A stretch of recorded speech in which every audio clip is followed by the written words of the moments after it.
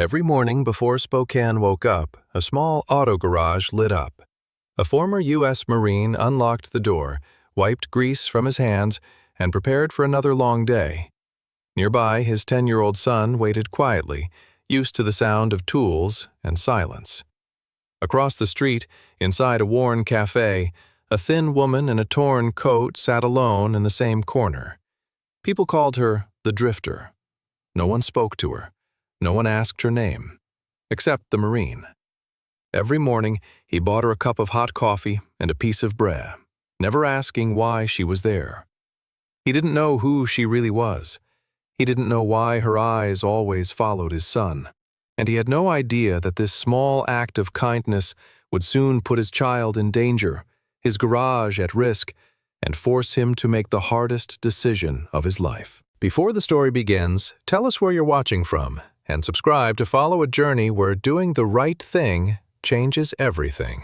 Winter mornings in Spokane arrived quietly, wrapped in pale gray light and cold air that smelled of damp asphalt and old snow, the kind that settled into bones before the sun ever had a chance. Jack Miller woke before his alarm most days. At 42, his body still followed the rhythm it had learned years ago in uniform. Alert, disciplined, never fully at rest. He was tall, broad-shouldered, with the squared posture of a man who had once carried weight far heavier than groceries or toolboxes. His hair, once dark, had begun to thin at the temples, cut short out of habit rather than style. A trimmed beard framed a face carved by years of responsibility. Sharp cheekbones, a strong jaw, and eyes the color of faded steel. Calm on the surface, restless underneath. 5 years had passed since his wife died, yet the absence still lived in him, quiet but constant, like a missing note in a familiar song. Jack lived with his son, Evan, in a small rental house on the north side of the city. Evan was 10, slight for his age, with sandy brown hair that never quite stayed combed, and thoughtful blue eyes that noticed far more than he said. Losing his mother early had given him a gentleness uncommon in children. He spoke softly, moved carefully, and watched his father with a mix of admiration and concern no child should have to carry. Jack tried to shield him from the weight of their life, but children sensed things adults pretended were invisible. After making Evan breakfast and packing his lunch, Jack drove him to school in an old pickup that rattled when it idled. From there, Jack headed toward Miller Auto Garage, the place that bore his family name but no longer its security.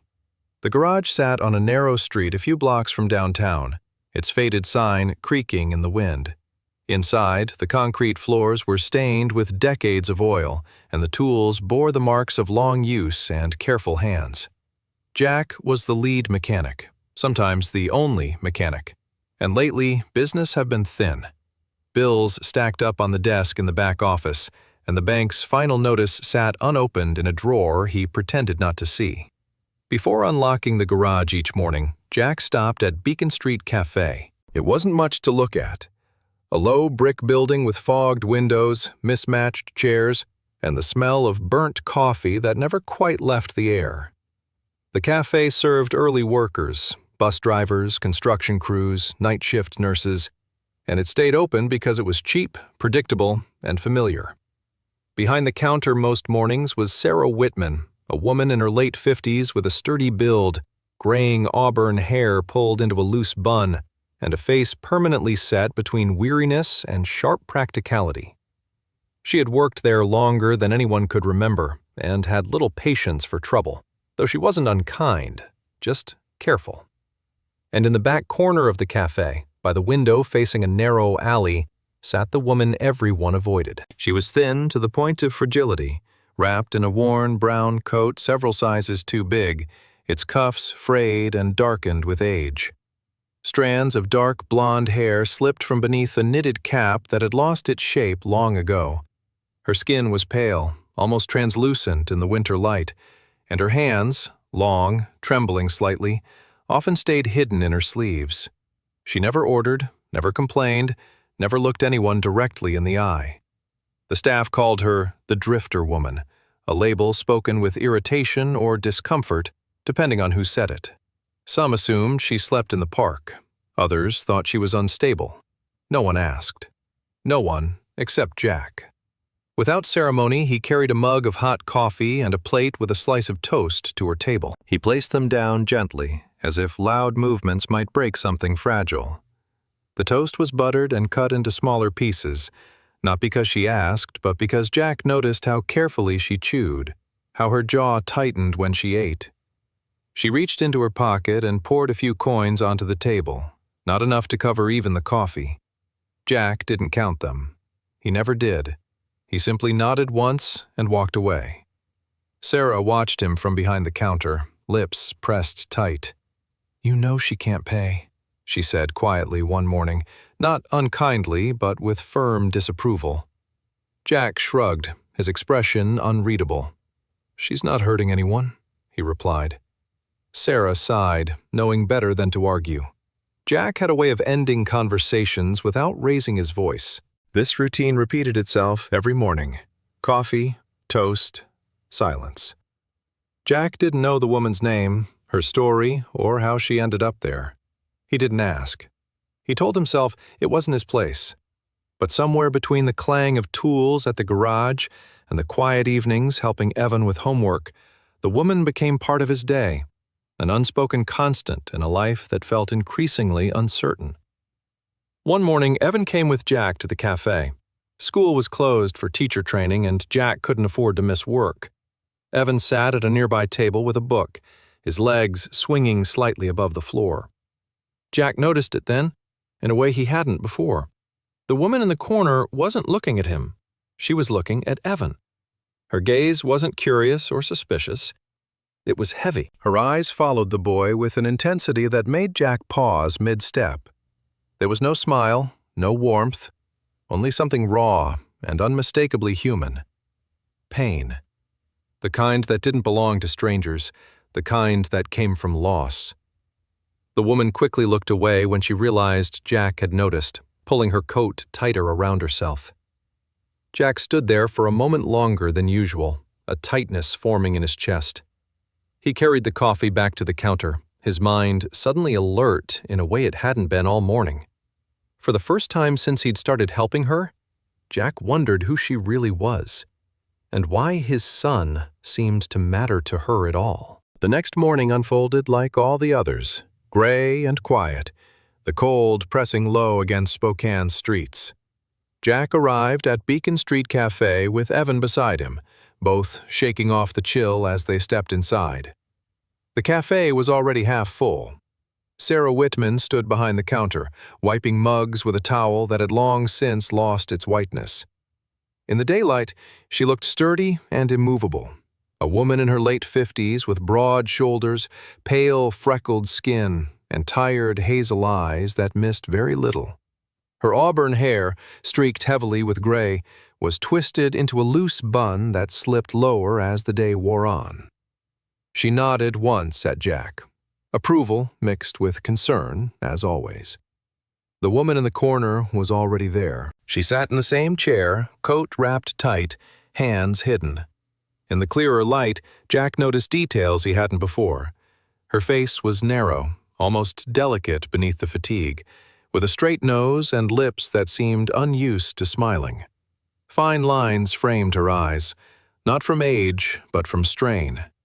She couldn't have been much older than 40, yet something in her posture made her seem older, as if she carried invisible weight on her shoulders. When she saw Jack approach, she lowered her gaze, waiting. Jack set the coffee and toasts down. Evan slid into the seat across from him, pulling out his book. For a moment, everything stayed as it was meant to be, quiet, controlled. Then the woman spoke. "You don't walk like most people," she said softly. Jack paused, his hand still on the table. Her voice was calm, steady, not accusing. "What do you mean?" he asked, keeping his tone neutral.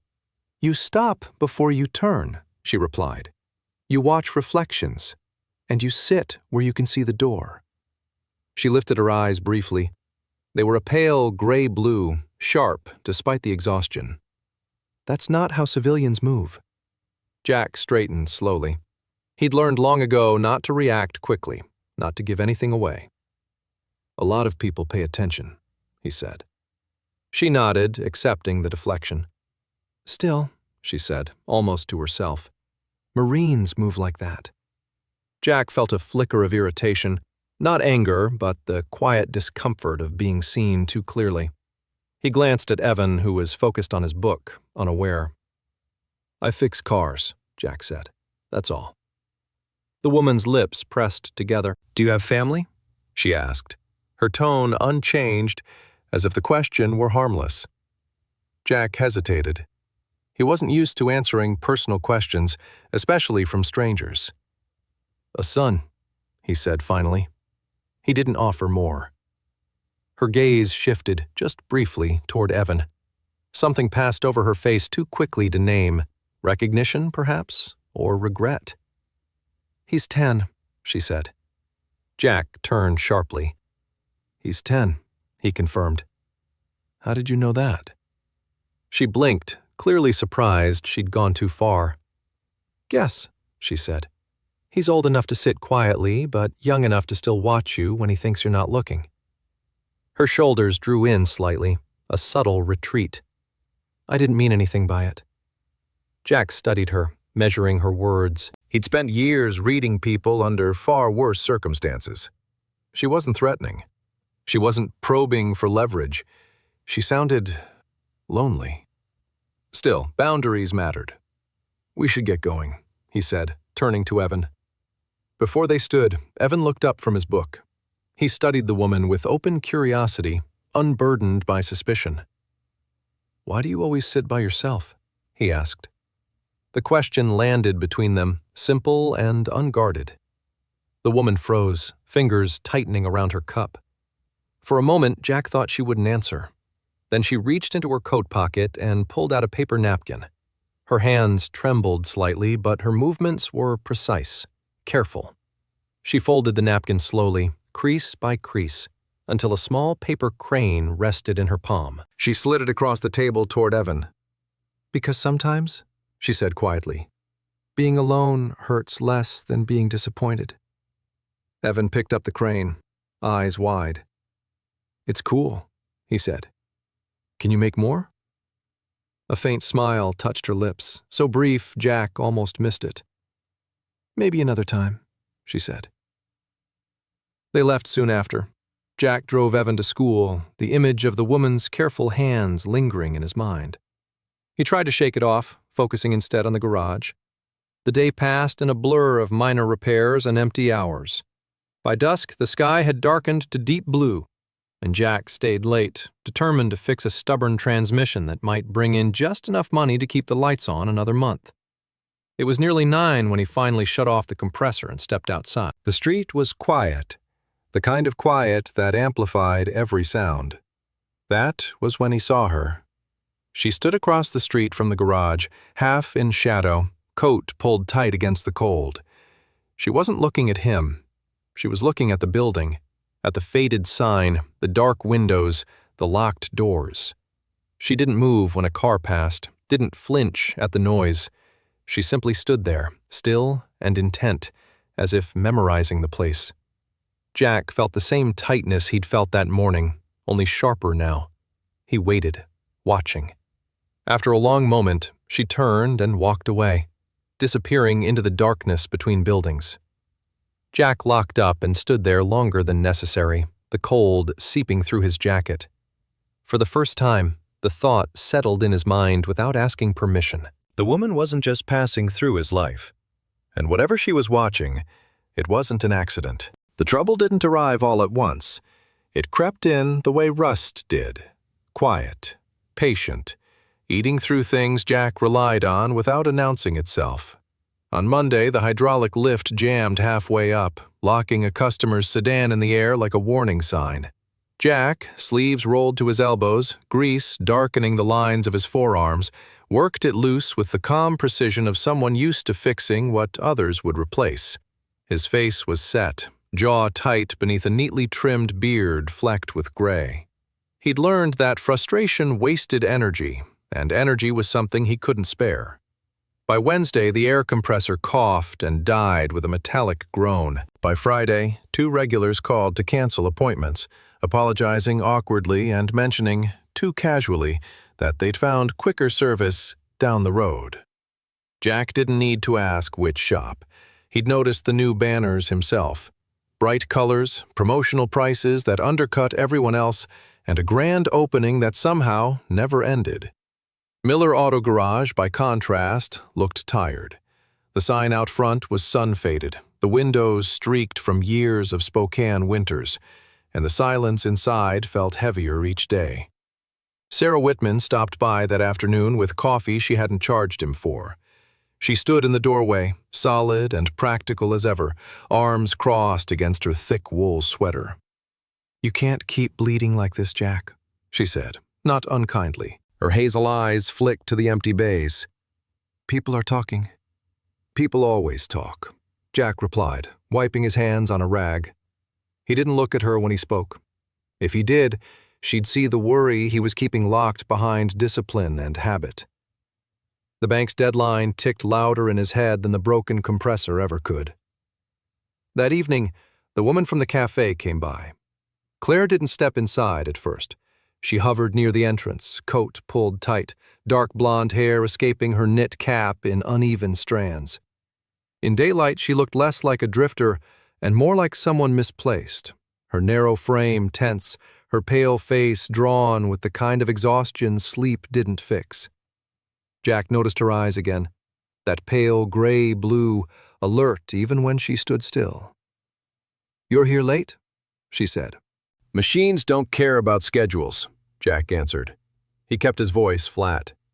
She nodded, gaze moving across the garage, the old lift, the scattered tools, the desk in the back with papers stacked too neatly to hide their importance.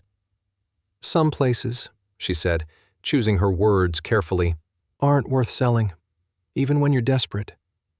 Jack felt the edge in that. He straightened, shoulders squaring. "You don't know my situation."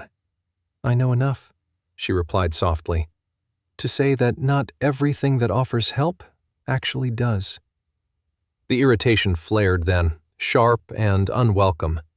Jack had spent years keeping his life contained, manageable. He didn't need warnings from someone who wouldn't even share her last name. "This is my livelihood," he said. "My son's future. You don't get to weigh in on that." Claire's expression didn't change, but something in her posture tightened, as if she'd expected the rebuke. "I won't bring it up again," she said. "Just be careful." She turned and walked away before Jack could say anything else. The next morning, a man arrived. He introduced himself as Thomas Reed, and he did it with a smile that never reached his eyes. Reed was in his mid-40s, tall and lean, with sharp features and close-cropped black hair already streaked with silver. His beard was meticulously groomed, his suit too expensive for a place that smelled like oil and old rubber. He moved with confidence born not from strength, but from leverage, the kind that came from knowing he had options others didn't. "I represent a group looking to expand," Reed said, extending a hand Jack didn't immediately take. "We've been watching this area." Jack finally shook his hand, noting the firm grip, the lack of warmth. "I'm not selling." Reed chuckled softly. "Everyone sells eventually, especially when the numbers stop adding up." He glanced around, lingering on the broken compressor. "I can make you an offer that keeps you from drowning." The figure Reed named was insulting, low enough to feel like an assessment of Jack's worth rather than the building's. Jack didn't argue. He simply said, "No," and walked away. Reed's smile thinned, but he nodded, unbothered. "Think about it," he said. "These opportunities don't stay open long." That night, Jack stayed late again. Evan had a school project due, and Jack promised he'd be home by 10. He shut off the lights one by one, the garage settling into shadows. As he locked up, a movement across the street caught his eye. Claire stood near the corner, half hidden by a parked truck. She wasn't looking at the road this time. She was watching Reed, who leaned against a sleek black sedan, speaking quietly into his phone. When he finished, he glanced in Claire's direction, not directly at her, but close enough that Jack's instincts sharpened. Reed got into the car and drove off without another look. Claire remained where she was, unmoving. Jack crossed the street, boots scraping against the cold pavement. "You know him," Jack said. It wasn't a question. Claire shook her head. "No." "But he knows you," Jack pressed. She hesitated, then lifted her eyes to his. "He knows of me," she said. "And that's worse." A chill ran through Jack that had nothing to do with the weather. He followed her gaze back to the garage, to the place he'd fought to keep alive since his wife's death, the place he thought was simply failing on its own. For the first time, Jack understood something he hadn't wanted to consider. The breakdowns, the lost customers, the low-ball offer, they weren't random. Someone wasn't just waiting for his garage to die. Someone was helping it along. The afternoon light was already thinning when Jack locked the garage and checked his phone for the third time. Evan should have been home by now. School ended at 3. By 4:30, the house was usually filled with the sound of a backpack hitting the floor and Evan's careful footsteps moving room to room. Today, there was only silence. Jack told himself not to panic. Kids got distracted, phones died. But the unease pressed harder with every minute. He drove past the school first, then the small park 2 blocks over, scanning faces, benches, the swing set Evan favored. Nothing. By 5:30, Jack's hands shook as he dialed 911. The dispatcher's voice was calm, practiced. She took details and stayed on the line until patrol units were dispatched. When officers Mark Alvarez and Jenna Ruiz arrived, Jack clocked them instantly, the way he used to assess teammates. Alvarez was mid-30s, compact and broad through the chest, with a trimmed mustache and a steady gaze that didn't flinch. Ruiz was younger, tall and athletic, dark hair pulled tight beneath her cap, her expression open but focused. They asked questions, wrote notes, moved efficiently.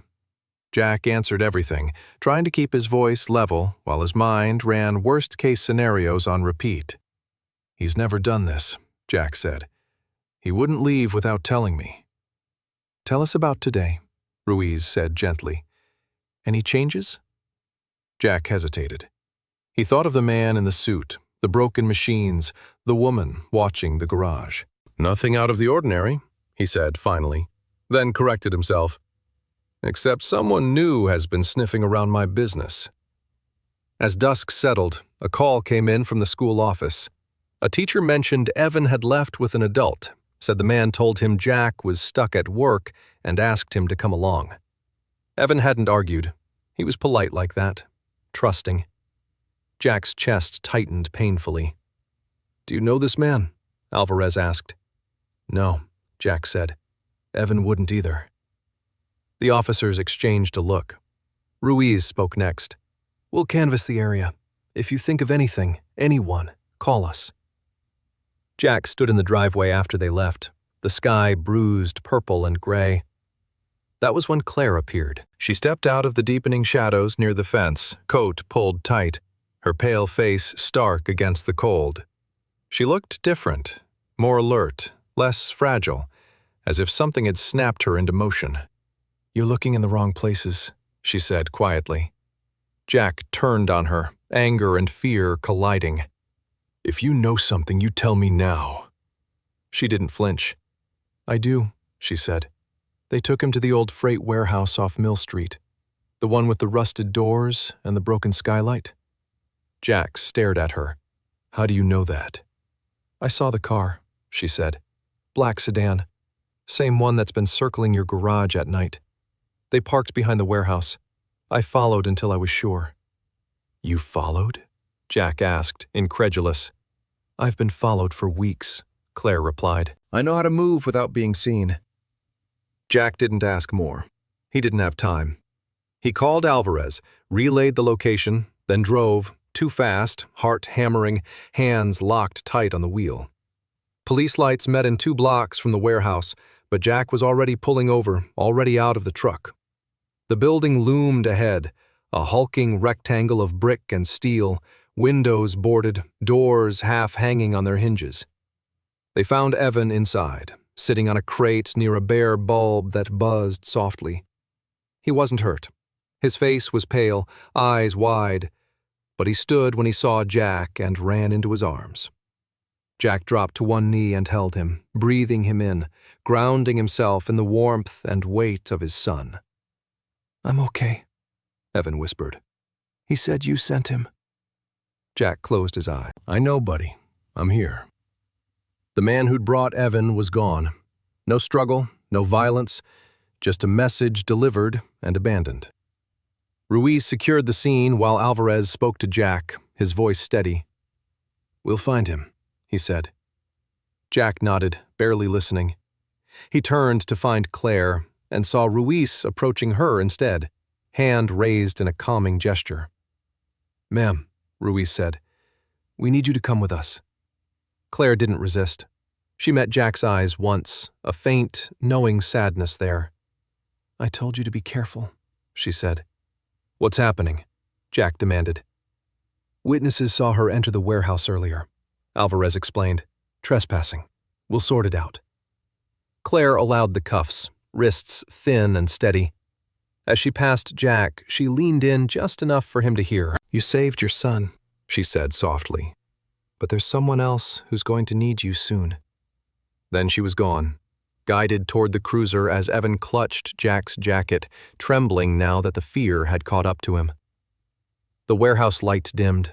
Sirens faded. Jack held his son tighter, the weight of what had nearly been lost settling heavy and cold in his chest. He watched the taillights disappear and knew, without understanding how, that this wasn't over. Not by a long shot. Jack didn't sleep the night Claire was taken in. Evan dozed fitfully on the couch, wrapped in a blanket that smelled like laundry soap and fear, while Jack sat at the kitchen table with his phone face down, staring at the grain of the wood. Every sound outside felt like a footstep returning. None did. By dawn, the discipline that had once carried him through worse nights took over. If answers existed, he would find them. He started where habits had taught him to start. Records, routines, and people who noticed more than they said. At Beacon Street Café, Sarah Whitman poured him coffee without charging and watched his hands shake just once before they steadied. In the morning light, she looked exactly like herself. Solid, capable, her freckled skin pulled tight over cheekbones earned by years of early shifts. She wasn't trouble, Sarah said, unprompted. She paid when she could. She listened. That's more than I can say for half the suits who come in here. Jack nodded, thanked her, and moved on. At the police station, Officer Jenna Ruiz met him in a hallway that smelled faintly of disinfectant and burnt coffee. She stood tall in her uniform, dark hair pulled back, eyes alert but not unkind. "She's being held on trespass and obstruction," Ruiz said carefully. "Nothing violent, but there's more." "What kind of more?" Jack asked. "Paper," Ruiz replied. "Old filings, shell companies." "We're bringing in financial crimes." The name came later, delivered not by rumor but by a public terminal in the county clerk's office. Claire Anderson. The screen filled with entries that didn't belong to a woman who counted coins for toast. Properties sold, trusts dissolved, charities endowed, and quietly shuttered. Jack felt a strange vertigo, like stepping onto a bridge that moved under his feet. He dug deeper and found a wedding announcement from 12 years ago. Claire Anderson and Michael Harlan, accompanied by a photograph that stole his breath. Claire stood tall then, hair brushed smooth, eyes bright. Michael was broad-shouldered, bearded, a warm smile set in a face that looked built for laughter. A later article ended it all, a winter collision on I-90. Husband and child killed. Claire survived. The files that followed told a different kind of story. Withdrawals, liquidations, a trail of accounts closed not in panic, but with intent. Jack sat back, understanding arriving in pieces. She hadn't fallen into invisibility. She'd chosen it. At the garage, the pattern sharpened. Jack traced addresses tied to the new shop, siphoning his customers, and felt the click of things aligning. The same holding company appeared again and again, names changing like coats. He recognized one signature at the bottom of a permit request: Thomas Reed's firm. Reed's clean beard and empty smile returned to him with new meaning. This wasn't competition. It was clearance. When Jack finally saw Claire, it was through glass. The interview room made her look smaller, her torn coat folded neatly beside her. Without it, she seemed almost ordinary. Slender, tired, her pale face marked by lines that grief had etched deep. Her eyes, though, were steady.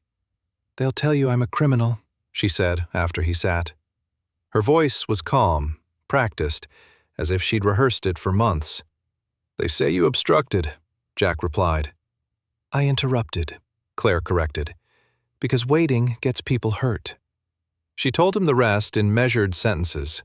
After the crash, after the numb months, she learned what Michael had been investigating. Quiet acquisitions, garages used to wash money through repairs and parts invoices. When she tried to expose it with lawyers and meetings, doors closed. Threats followed. So she erased herself. No name, no address, no leverage. She watched instead, moved between places that taught her how men behaved when they thought no one mattered. "They followed me because I kept notes," she said, "and because I know where the bodies are buried, financially." "Why my garage?" Jack asked. "Location," Claire answered, "and stubbornness. You don't sell. You don't cut corners. That makes you expensive to remove." Jack felt the anger rise, then settle into something colder. "You used me." "I trusted you," Claire said quietly. "There's a difference." Financial crimes arrived with binders and questions. The lead investigator, Daniel Kessler, was a spare man in his 50s with wire-rimmed glasses and a voice trained to sound patient. He asked Jack about Reed, about offers, about equipment failures. Jack answered everything. When Kessler stepped out, Ruiz returned, her expression apologetic. "They're filing," she said. "Trespass, obstruction, conspiracy to interfere." "For watching?" Jack demanded. "For acting," Ruiz said. "Intent matters." As they cuffed Claire again, Jack understood the final shape of it. The system would move now, slow, technical, relentless. And in its wake, truth would need a witness who could speak to motive without calculation. "You," Kessler said later, meeting Jack's eyes. "You're the hinge. Why she stayed near your garage, why she warned you, why she moved when she did." Jack drove home under a sky the color of old steel, Evan's hand tight in his. The garage lights glowed when they passed, faithful as ever. Jack felt the weight settle. Not fear this time, but responsibility. The truth under that torn coat was heavier than grief, and it had found him. The offer arrived on a Tuesday morning, folded into a manila envelope that didn't carry a return address. Jack found it propped against the garage door, weighed down by a rusted socket like a paper that knew it didn't deserve to be blown away. Inside was a letter, printed on heavy stock, and a business card with a name he recognized only after a beat.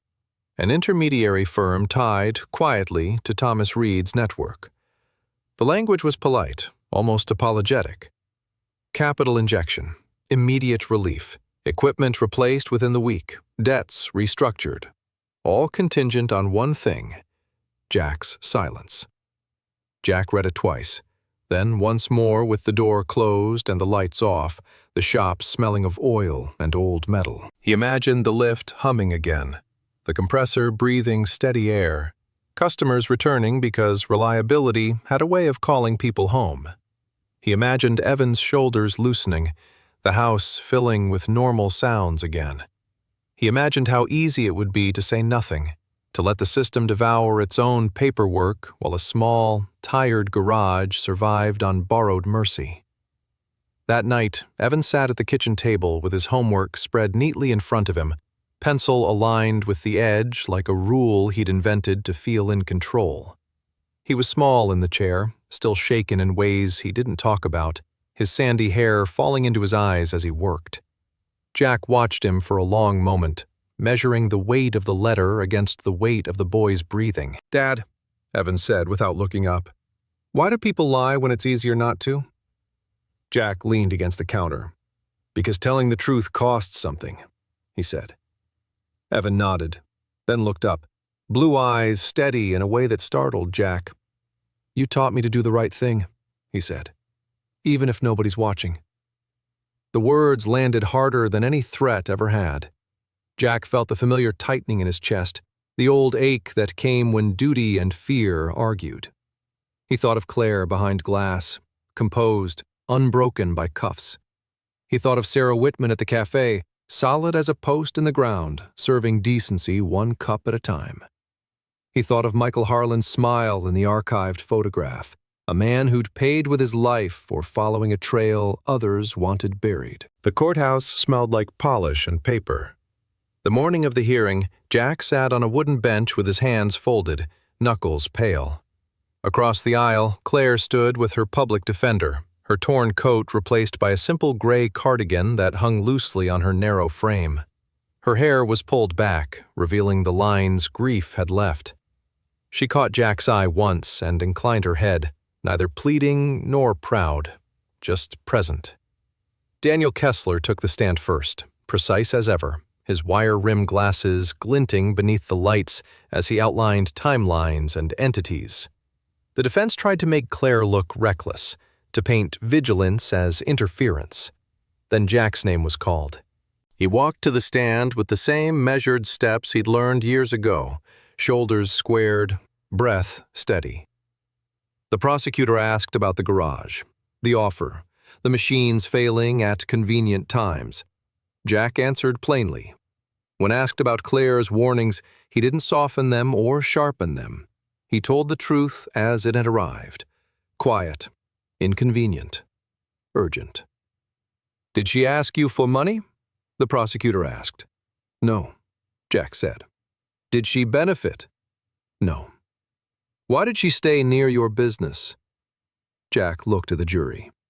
"Because it was a hinge," he said. "If it fell quietly, the rest would follow. She stayed because someone needed to see it happen." The intermediary's letter was entered into evidence. The judge read it, expression unreadable. The room held its breath. When the ruling came, it didn't come the way Jack expected. The charges against Claire, technical, brittle things, were set aside pending a broader action. The court recognized her status as beneficiary to a humanitarian trust established years earlier, one that had been obscured by shell accounts and fear. The trust, reactivated, required a temporary steward, someone with no financial entanglement to the network, someone already tested by proximity and restraint. "Mr. Miller," the judge said, voice firm, "your name appears as the recommended interim administrator." A murmur rippled through the room. Claire closed her eyes, just for a moment, relief and grief crossing her face like weather. Jack felt the room tilt. He hadn't come to be chosen. He'd come to tell the truth and accept the cost. Outside, the sky had opened into a pale winter blue. Sarah Whitman stood on the courthouse steps with 2 cups of coffee she hadn't charged for, her freckled face set with approval she didn't bother to hide. "You did right," she said simply. Jack looked at the card in his pocket, then at Evan waiting by the rail, chin lifted in quiet pride. He understood then that the hardest decisions didn't end with applause. They ended with work. And the work had just begun. The first thing Jack Miller did with the money was nothing. He let the numbers sit untouched in a separate account, letting their weight settle into something real and manageable instead of mythical.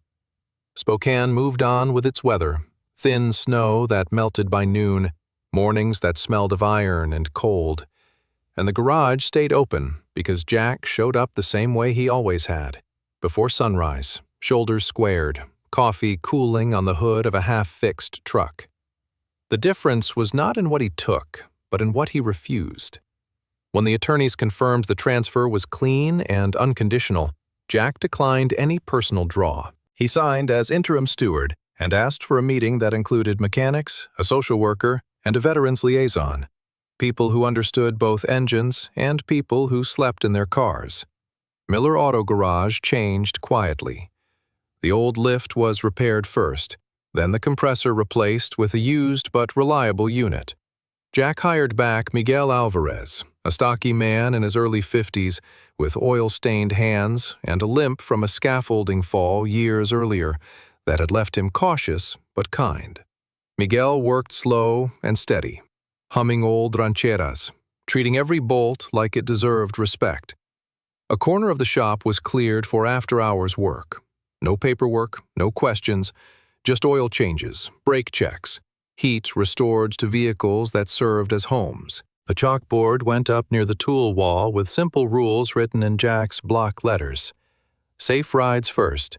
Dignity always. Pay what you can. Word spread without marketing. Veterans came in with stiff backs and wary eyes, some with service caps pulled low. Jack recognized the look, the flinch at sudden noise, the way hands hovered near pockets out of habit. He spoke to them plainly, not as a benefactor, but as a mechanic who understood that a working vehicle meant a working life. On Tuesdays, Sarah Whitman from the café brought a thermos and a crate of day-old pastries she refused to throw away. Sarah was in her late 40s, medium height, with auburn hair streaked early with gray, and skin weathered by steam and Spokane winters. She had a habit of listening with her chin lifted, eyes steady. A woman shaped by years of being needed before dawn. She never asked for credit. She just set the food down and left the lights on when Jack forgot. Evan found his place between the tool carts. At 10, he was all elbows and attention, learning names for wrenches and when not to interrupt. Jack taught him to clean parts and to ask permission before touching anything that hummed. The paper crane returned one afternoon, newly folded from a grease-stained receipt and pinned above the bench. Evan hung it himself, fingers careful, and asked if it could stay. Jack nodded. The crane turned slowly in the warm air, a small, persistent miracle. Claire Anderson left Spokane with a single suitcase and a plan that fit into a notebook instead of a briefcase. On her last morning, she stood at the edge of the garage while Jack finished tightening a lug nut. She looked healthier than she had weeks earlier, still thin but steadier, her dark hair cut to her shoulders, eyes clear. She wore a coat that fit now. "You don't owe me," she said. Jack wiped his hands. "Neither do you." They stood without ceremony. Claire had learned, finally, to let endings be clean. She shook Evan's hand like an adult would, then hugged him once, light and brief. "Keep seeing people," she told him. Evan nodded as if this were a rule he already knew. That winter, the garage lights stayed on. Sometimes Jack slept in the office when a heater failed somewhere across town. Sometimes Miguel brewed coffee that tasted like regret. Sometimes a stray dog wandered in, an old black mutt with a white chin, ribs showing, eyes hopeful. Evan named him Shadow. Shadow was 10 too, according to the vet, with a calm patience that came from surviving long enough to stop rushing. He slept near the radiator and followed Miguel like a foreman. The foundation took shape on paper and then in practice. Repairs were logged without names. Partnerships were built with shelters and clinics. Jack learned to say no when no was required, and yes when yes meant work. He never felt rich. He felt responsible. On a cold Saturday, Jack and Evan drove to the cemetery. Jack carried a thermos and a paper bag. He set the coffee down and the toast cut into small pieces, the way he always had. Evan placed the paper crane on the stone for a moment, then took it back, careful not to tear it. The wind moved through the pines. Jack did not feel rescued. He felt seen. And seeing, finally, as an action that could be practiced. Back at the garage, the lights hummed on as dusk settled. Jack and Evan worked side by side, Shadow asleep by the door. The crane turned above the tools. Outside, Spokane went dark in its usual ways. Inside, the light stayed. Sometimes the miracle we wait for does not arrive as thunder or light from the sky. Sometimes it comes quietly, through a cup of coffee, an open door, a hand that does not turn away. The Bible reminds us that God often works through ordinary people, in ordinary places, doing small acts with great love. When you choose kindness, when you see someone the world has made invisible, you may be the answer to a prayer you never heard. In daily life, at work, on the street, in your own home, grace is still moving, patiently, through you. If this story touched your heart, please share it with someone who needs hope today.